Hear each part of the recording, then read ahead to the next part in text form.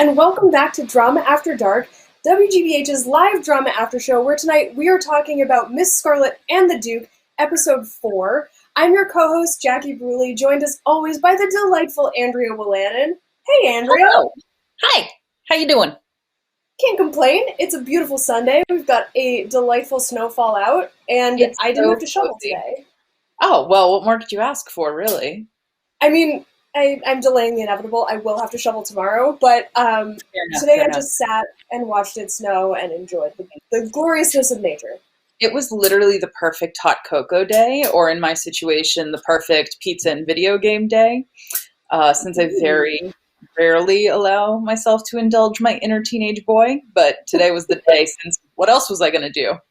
No, exactly. It's perfect. I definitely did like my equivalent of that. I just like watched a bunch of TV, played games on my phone. It was great. I loved it. And also, what better type of like cozy evening to cuddle up by the imaginary fire and watch a whole bunch of Masterpiece? Exactly. I feel like it was the perfect All Creatures day, too, to be honest. It was. This was a wonderful Masterpiece day. It's also hilarious that this is the week that happens every year where we're up against the Super Bowl and all the Masterpiece drama fans come out on Twitter and are like, yeah, we don't need no stinking sports. What large container from the kitchen is happening today? I don't understand. Super Bowl. And our delightful director tonight is, of course, trying to watch the game and watch us at the same time. Shout out to Chris. We appreciate you, buddy. He's giving us the thumbs up. So, here's the deal. I drew the straw of having to do the recap today. You did. You did. I'm interested to see how you do, as always. Well, I think I did one thing smart this week, which is that I put it all on one note card instead of two, like a non-dummy. So hopefully that'll help. And I'm ready to do this, I think, hopefully. All right. Holding it and the thing is always kind of hard, but I have some faith in myself that hopefully this will work out. So, all right. Do you have the timer? We can't let you cheat. I do have the timer. I just have to make sure I'm flipping it the right way because the screens are reversed. You'd think I would know how to do this after how many months at home, and yet every time I still panic a little bit that I'm going to like hold it over here and no one will be able to see the timer. Right in your face. But yeah, I'm ready to go if you are. You ready, Andrea? Right. Go. Did you think Eliza's exploits last week would put her on the map? So did she, but alas, Wellington kept her bomb plot foiling secret. Boo. This week, she gets a case from Herr Hildegard, a death photographer he knows is getting threatening photos featuring his dead wife after some trial and error and a visit to a spiritualist. Eliza figures out that the photos were sent by the dead wife herself, who got her kid to help with her revenge. Meanwhile, Wellington has a journalist following her, loses a promotion due to nepotism, and helps her out. I can't remember. I actually couldn't read what I wrote here, but finally talks her up is what I actually put in tiny little letters. Okay. But I got pretty close there. I will. You need those extra large index cards. That's what I'm getting you for your birthday, officially. Or like maybe some penmanship lessons. Like perhaps I could just practice to write in not like complete chicken scratch. This is bad. I mean, anyway. I did my best. I think I got to pretty much everything, but I didn't, as always, I kind of left out our favorite moments because I feel like we're going to talk about them enough. So. Yes, but also I do want to note that last week we had talked about Herr Hildegard being the side plot, non-player character. That episode with him being like, Eliza, can I talk to you for a minute? And she's like, no time. And then this week, now, lo and behold, he not only is involved in the mystery, but in our side story with Rupert. It's true. He's like pretty central to the plot, and he's going to be going forward, which is kind of great. Yes, exactly. But to your point, favorite moments from this week. Let's do it. Let's do our favorite moments. Let's start with you. What was one of your favorite moments? Well, speaking of Rupert, I feel like we have to start with our friend who is so wealthy, and his experience of purchasing a newspaper, genuinely like really adorable. He's so excited that he got to go meet some people. It was so great. His just like it reminded me so much of Buster Bluth from Arrested Development when he falls in the ocean. He's like, a fish swam by my ankle. Yes, that's exactly what it is. That's what Rupert was this week. Is he was like, the man handed me a newspaper. Can you believe that on the street? I talked to a non-player character. Oh, it was amazing. It was so good. I loved that moment so much. Rupert is, I think, low-key one of the best characters on the show because he's always just sort of genuinely delighted by what's happening around him. I think because he spent so much time sort of like stuck at home dealing with his mom, who's very overbearing, he's just genuinely excited to interact with anyone who isn't his mother. So he's like, a newspaper salesman? Yes. Hanging out with Eliza? Double yes. Who doesn't want this life? Exactly. I also think, like, I'm hoping eventually, you've watched through this season and I haven't. So I'm hoping that we get a good Rupert mystery, less where Eliza consults with him and more where he somehow gets dragged along. If not in this season, I will accept it in future seasons. Just an idea, put it in the books. You know, Rupert has to go on mystery hunting with Eliza, and there is a lot of yelling and excitement. That's all I want. Just a Mark simple the thing. day. I like it. I'm here for it. I can't confirm or deny what is going to happen with Rupert, but I do want to see Rupert deep undercover or trying to be deep undercover. Yes. It's like my dream. Yes. Perfection. Moving on to another favorite moment, I was going to say one of mine, which was, speaking of deep undercover, which would be Wellington yelling at the telegram office clerk so viciously that, like, was slightly terrifying. It was one of those moments where I was watching it, of course, on a different schedule than Jackie, and I texted her, "Ooh, Daddy's angry." Very angry. It was an interesting Wellington moment because we're so used to seeing him as like kind of impatient and kind of beleaguered with Eliza. And here you were like, this is why he gets stuff done.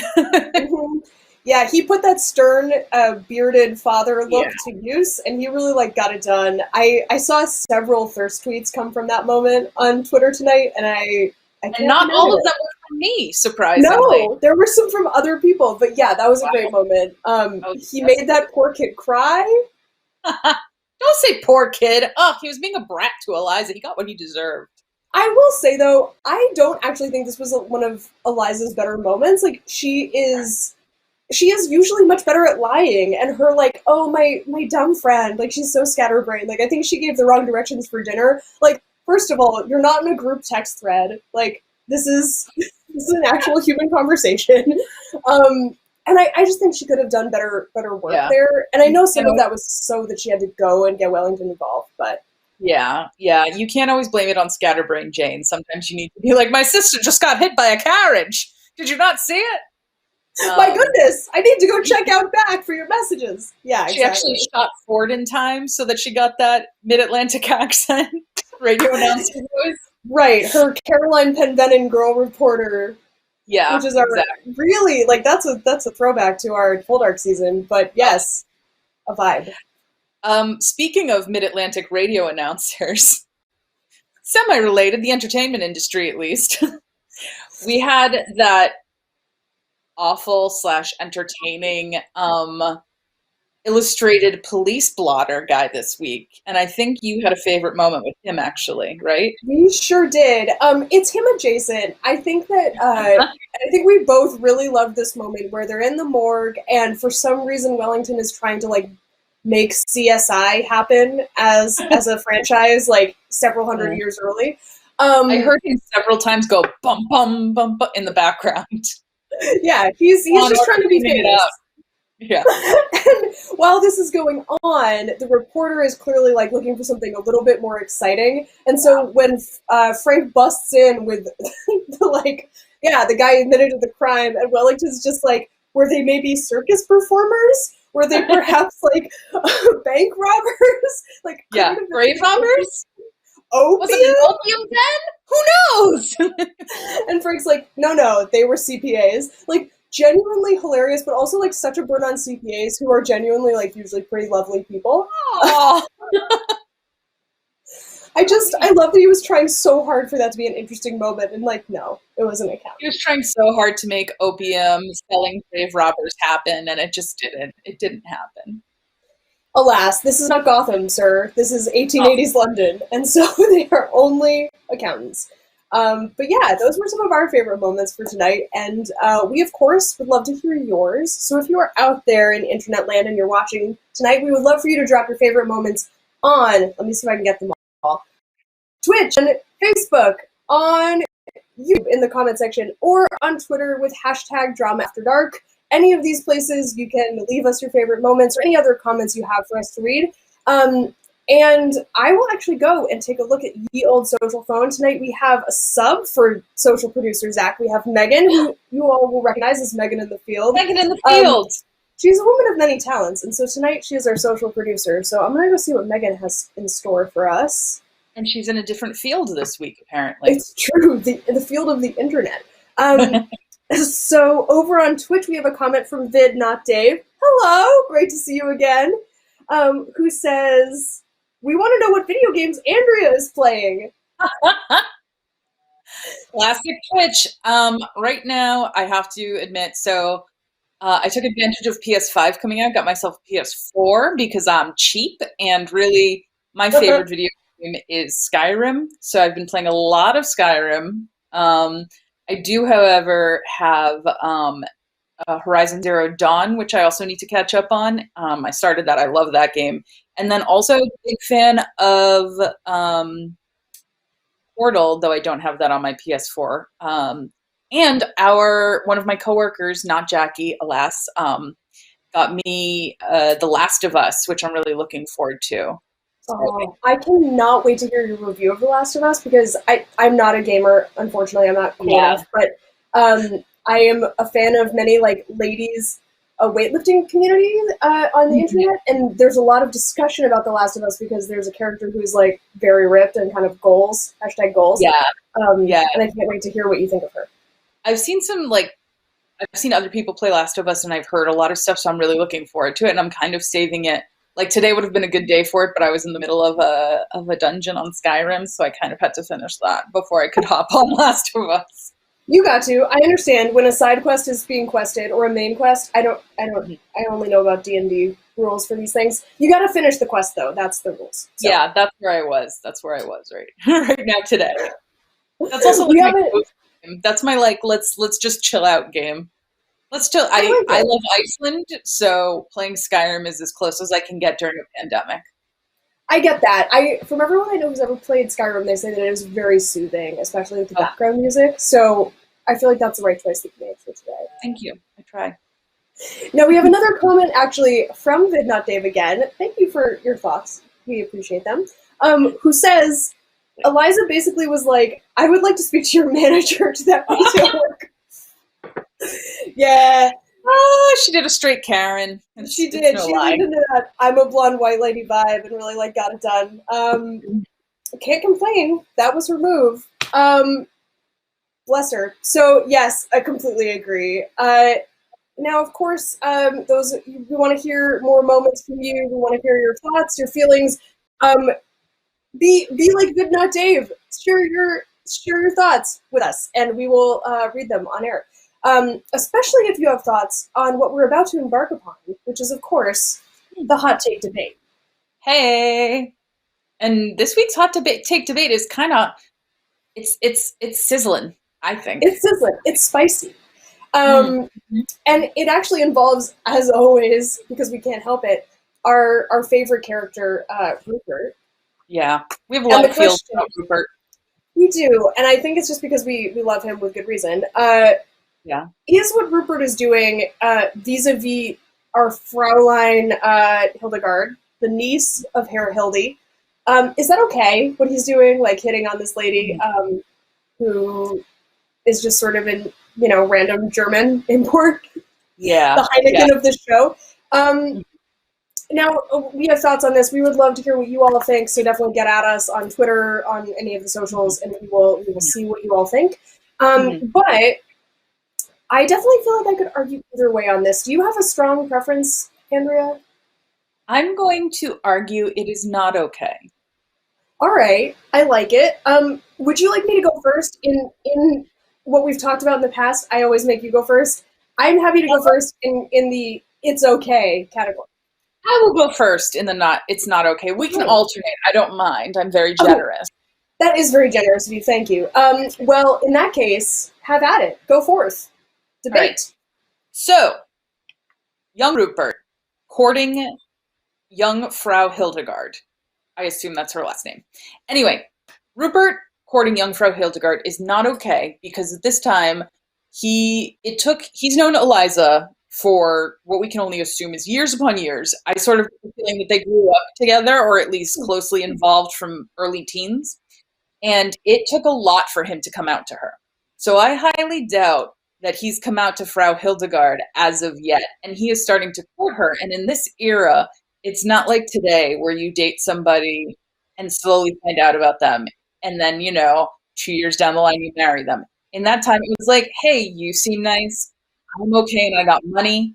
Maybe we can make this work. So I assume he's not planning on coming out to her until after they get married. And also, the way he was shady about it around Scarlet makes me think that he isn't, because if he was on the up and up, he wouldn't be looking so guilty. Because Rupert's a really nice guy, but he is in a terrible position.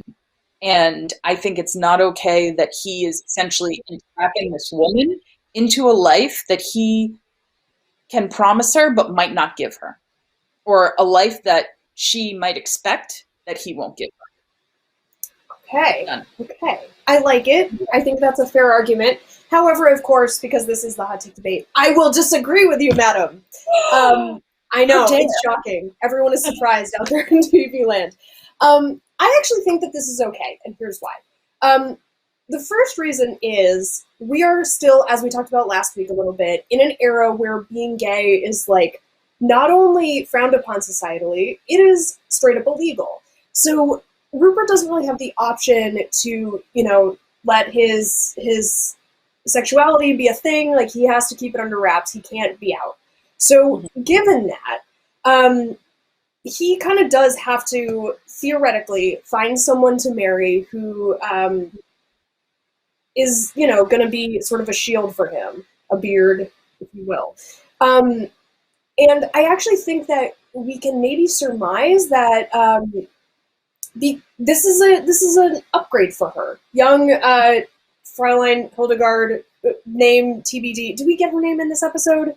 I know her name, but I don't. Okay, Tilly. Her name's Tilly. So Tilly is coming from Germany. This is probably an upgrade for her. We know Rupert is like pretty loaded. And like in this era, I don't know that you can necessarily expect that as a woman you're going to marry someone who is going to be a love match, who is going to be someone who's going to make you, romantically, sexually, and economically fulfilled. So like it might be totally fine for her to just marry this man who's like a sweet guy who is never going to, be violent to her. He's never going to rape her, which is a thing that happened a lot in marriages in this era. And like, she's going to be well provided for. Like, is it probably better from the modern standpoint that he says like, yes, hey, by the way, I'm gay, but like, here's the offer that I'm giving you? Yeah. But it's not 2021. It's, 1887 or something. And it's probably enough that she is going to be taken care of. I think that Eliza is kind of an unusual woman in that she doesn't really want that stuff, but I think a lot of people are like, financial security? Yes, please, sign me TF up. I am into that. So I think looking at it from the morals of this era where financial security is so critical, I think it's probably more acceptable from that lens. Well, I disagree, and you have not swayed me one bit, alas and alack. Well, fine. I shall have to deal with it, I suppose. No, I think, like, as with many of our debates, if you look at this from, like, our perspective, this is pretty different. Like, do I want to end up in a situation where I'm, like, Tilly marrying Rupert? Probably not. Although, like, compared to some of the other men on this show, like, yeah, okay, sure, I'll marry Rupert. Why not? Like, we're going to have fun. I still disagree. You can't convince me. I'm sorry, Jackie. You're just going to have to stop trying. I guess I will. I will stop trying. But of course, we would love to hear what you think. Like, definitely weigh in online. We want to know where your heads are at on this, because we think it is, a complicated issue. But with that, I think that I will go take a look on the social phones, see if anyone has weighed in. Let's see. All right. We have a couple of comments that I will read to you now. At Sci-Fi Cafe says, I really do love that there are pockets in Eliza's dresses. Now, I have to weigh in on this because I think that this is one of the best features of Eliza's costumes. Andrea and I have talked about this a lot offline. I'm obsessed with pockets in her wardrobe. It's delightful. It's the thing that we all want. And if you're a man and you're watching this show and don't understand this fact, look, they don't put pockets in women's clothes. It's a travesty. To this day. It's not even a Victorian thing. Most of my dresses don't have pockets. No, and it's because they think it ruins the line or whatever. But, look, we got stuff we gotta hold. We need pockets. Also, I want to note that this is how important this is. I was on the phone with a friend who doesn't even really watch British dramas this week, and I said this was my selling point. You need to watch Miss Scarlet and the Duke because her wardrobe has pockets. That was the selling point. That's it. And she was like, oh, okay. When you're right, you're right. Hey, what are you going to do? Yes. So this tweet from at Sci-Fi Cafe, we heartily agree. Thank you for this. Couldn't agree more, in fact. I will read one more from at Precious Heaven 7, who says, the Duke looks like #Wolverine with that beard. And you know what? That's hilarious. He's making it work. He is making it work. My favorite thing is I've seen two different comparisons. Most people do pull the Hugh Jackman. I think it's fair. I think it's accurate. But we also have seen a couple of Henry Cavill comparisons, which I also think is not wrong. I don't know Henry Cavill's face well enough to say yay or nay on that one. The thing is, when he doesn't have the beard, he has a very specific look. When he has the beard, it is pretty reminiscent of this. Either way, I think we are in agreement that we are a big fan of the beard on this gentleman. We are pro beard. And from a live you watched this week, I believe we heard that his wife is pro beard too. So so if you haven't seen this yet, Masterpiece did a really cool Instagram live video with the two stars that we know and love from Miss Scarlet the Duke, Miss Scarlet and the Duke, the two actors. And they talked a little bit about the beard, and some of the fans were asking him to shave it off, and he was like, no, I will not. And his wife chimed in from off camera and said, he's not shaving. So A+ we're with you, wife of this actor. And watch that live because it's really cute and fun. Great behind the scenes look.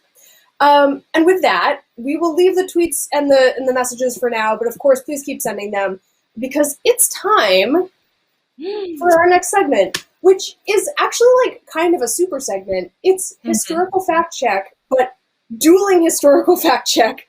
Double feature, if you will. Yeah, double feature. Now, you may have noticed if you've been watching the show for a while that Andrea and I are both big old nerds. It comes up every so often, but this week it really kind of got hammered home because we could not decide which historical fact check we wanted to do. Yeah, I think it also we're not just nerds; we're spooky nerds, which is kind of what this whole episode was about. It started, and I was like, "We have what? We have what? We have what?" Every 5 minutes, it was just spooky on spooky on spooky, and I was here for it completely. Yeah, layers of spook, and we loved it. So, with no further ado, we're going to launch into the first of the historical fact checks, which is, of course, if you're okay with it, Andrea, we'll have you kick it off. Talking about death photography, a subject that we were both super, super excited to see on our TVs this week. Yeah. So post-mortem photography or death photography. So a lot of you have probably heard the phrase memento mori, which means remember you must die, and seen memento mori even in a lot of other masterpiece or British drama shows, which are oftentimes usually seen as lockets of hair in a necklace or in a ring or in a brooch. brooch. So a lot of times Victorian people would do this to remember somebody that they loved. The richer they were, the more ornate these memento mori pieces were. They could be death masks that were made out of wax, or they could, going further back, be paintings or statuettes. This, of course, was not new in the Victorian era. This had been going on for years and years and years. Death masks date back to like the Egyptians. However, during the Victorian era, there was a lot of death. There was a lot of death for a lot of reasons. They were super unhygienic while living in large industrial areas for the first time. They were moving out of the rural communities and into industrial areas, which were causing these unhygienic situations, which were high mortality among the population, especially children.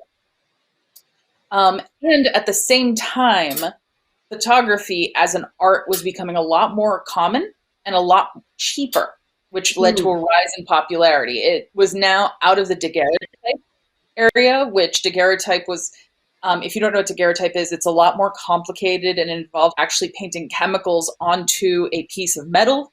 And wow. The chemicals would cause shadow and light to affect the metal differently.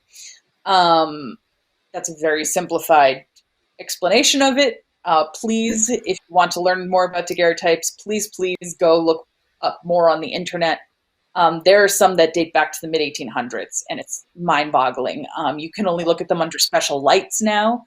The University of Austin has one, which is really cool.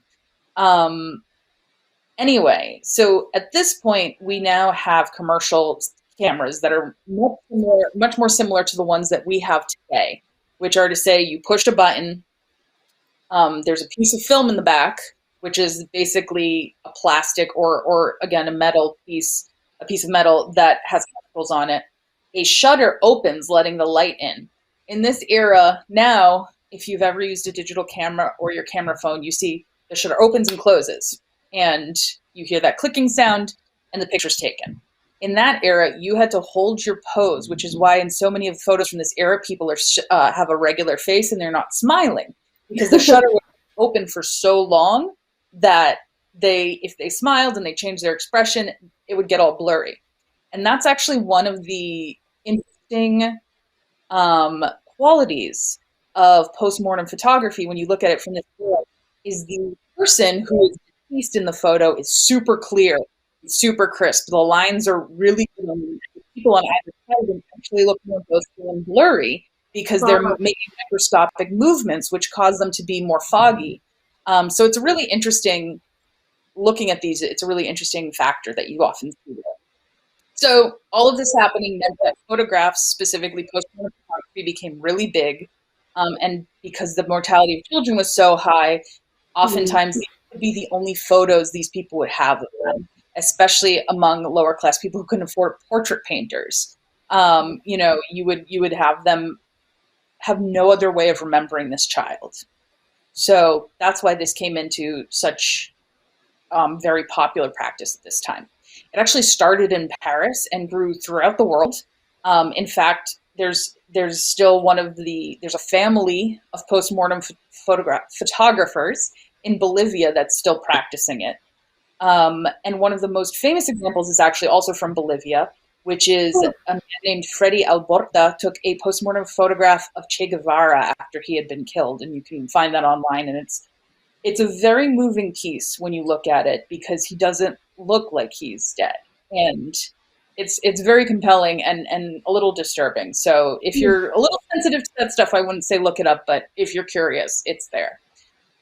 In modern times, it still has a real big foothold in India, because with Hindu people, they prepare their bodies to be burned on a pyre, and oftentimes that involves flowers and washing and dressing in a very particular costume, so they take photographs before they do that. And finally, one of the ones that I find very interesting is modern times. They have, in Puerto Rico and New Orleans specifically, and I think that's because they're more magical realist cultures, they have what they call standing funerals, which you've probably seen online, which is when corpses are embalmed in certain positions so that they are doing an activity that they enjoyed in life.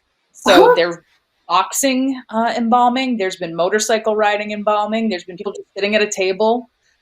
It's interesting. I think it's morbid. A lot of people would see it as morbid, but it's an interesting celebration of life. And while this isn't post-mortem photography, this leads people to take a lot of their own post-mortem photographs with the embalmed person. So that's post-mortem photography from then to now. And very cool. I love it, and I really wanted to learn more, so this was a great opportunity. Thank you. That was awesome. I did not know about the modern equivalents of this, so I'm really delighted to have learned something tonight. Yeah, I knew about standing funerals, and I find them fascinating. So cool. I like, obviously, for some people, this is considered like kind of morbid and upsetting, but I think that modern society has some like really bad hangups around death, and it actually makes processing some of these things even harder. So if you're at all interested, like, look into this stuff. It's not like wrong to think about death. It is a fact of life, as unfortunately we've had a lot of cause to learn this year. So, and last year. And speaking of death, here comes the duel of the Dueling Historical Fact Check. We're going to quickly talk about spiritualism. Hey. Now, I got particularly excited about this because I just think it's kind of a fascinating movement. Now, spiritualism started to gain a foothold in the 1840s, and it kind of has some of those new religious vibes that came into effect in that era with other religions like Mormonism, which also happened in the 1840s. The first famous spiritualists that a lot of people will have probably heard of are the Fox sisters. They were really popular in New York, in the United States. And it turned out that they were a hoax, which is part of the reason that everyone has these vibes about spiritualists, like tapping on walls and like floating things with like fishing line and all these like kind of fantastical ideas that we have about spiritualism. But for people who believed in this, it was a really serious way that you could commune with the dead. And in general, these people are kind of groovy. So spiritualists were into other forms of the occult. They tended to be like progressive, so they were into socialism, they were into abolitionism. So like pretty cool folks in general. They just happened to believe that if you like set up the scene correctly, you could talk with people who had gone beyond. Notable spiritualists also include like Mary Todd Lincoln, who famously had a seance in the White House. And that actually kind of calls into focus something pretty notable about spiritualism, which is that it became really popular in the aftermath of big wars. So the reason that it was so popular in this era in the United States was because the Civil War had just killed like massive, crazy amounts of people. And so folks needed a way to process that.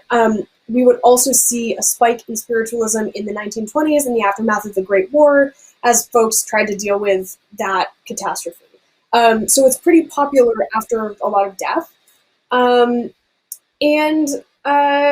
Also in the 1920s, and here's my spiritualism fun fact that I will never get over, Houdini, Harry Houdini, famous escapist, everyone's favorite magician of all time, really hated spiritualists. Like, he kind of made it his life's work to debunk them.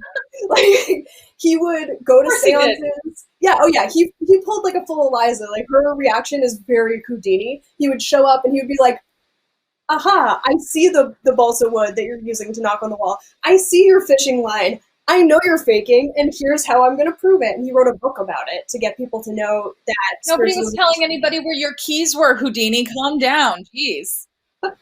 He just didn't like it because he thought that he was taking advantage of people who were grieving. So to him, this was like a kind of a holy crusade to like stop people from hurting folks. But the interesting thing is that for a lot of people who believe in spiritualism, this made them feel better. So it's kind of a like, how do you process things argument? Yeah. And hilariously, this whole thing caused a rift, a permanent friendship breakup between him and Sir Arthur Conan Doyle, who you may recognize as the person who wrote Sherlock Holmes, which is set during the same era as Miss Scarlet and the Duke. So, like, fun connection there. Arthur Conan Doyle loved spiritualism, totally believed in it, thought it was legit, and he was so mad at Houdini that they eventually broke up over it. But in between, he actually came to believe that Harry Houdini was a spiritualist himself, that he was a medium, and that instead of debunking, he was actually like using his powerful psychic brain to disrupt other spiritualists. Like, that he was so good at medium stuff that he just got in there and wrecked the vibes. Oh. Yeah. Oh God. It's genuinely like one of my favorite fun facts of all time. Like I love their friendship, and I love that this is why it ended. Yeah. And that's my spiritualism vibe for you. I love it. My Houdini fun fact is that he is the one who named Buster Keaton Buster. Keaton's real name was actually Joseph Francis Keaton, and because of his tricks, which were tumbling when he was 4, Houdini actually caught him once tumbling down a staircase and called him Buster, and it stuck. So that's amazing, and trust you to have a Buster Keaton tie-in to this episode. I'm delighted. I have a Buster Keaton tie-in for everything, friend.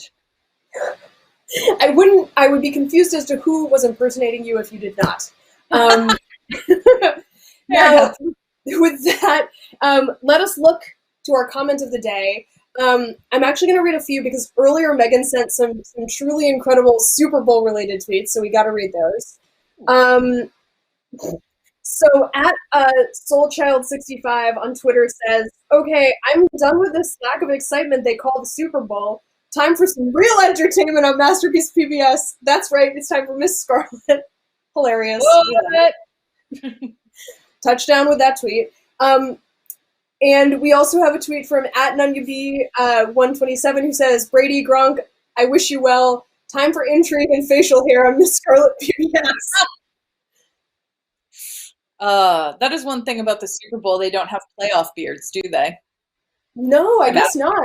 It's much more of a hockey thing, I think. Yeah. That's nice. So those are 2 great Super Bowl tweets, but of course, here is going to be our comment of the day from at Duchess of Bruce on Twitter, who says, "There was no need to bring Miss Scarlet's childhood pet frog into the conversation." And you know what? I agree. I love that. Leave Miss Scarlet's frog alone. This is unnecessary bullying on that spiritualist part. Exactly. Fabulous. Well, that's a heck of a tweet. I agree. I think that is our tweet of the day, or comment of the day, as it were. And on that note, I think we're done here today, Jackie. We had our hot take. We had our dueling historical fact checks. We will be keeping up with you all on Twitter and Twitch and Facebook and YouTube, wherever Drama After Dark is sold. Yes. On that note, we will see you next week, and we're looking forward to it. Also, yes, we're gonna do it. Don't forget. Don't forget.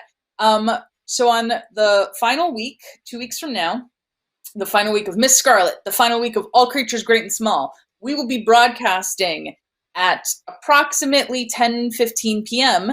because we will be covering both episodes. We had a lot of asks from people about this because you don't want to miss All Creatures. We get it. We don't want to miss All Creatures either. So we are going to be doing you all a solid, or doing ourselves a solid, really. And we're going to be covering both for the finales, which we are really looking forward to. And we have a special guest coming to join us, who is a delight. I was going to leave that a surprise, but if you want to announce it. Oh no, we'll just say there's a special guest. We won't say who the special guest is, but just be assured we have a special guest. All right, and our special guest. So you get All Creatures, you get Miss Scarlet, you get our special guest. So we will see you next week, and then the week after later. But next week, same time, same place. Have a great week. Bye.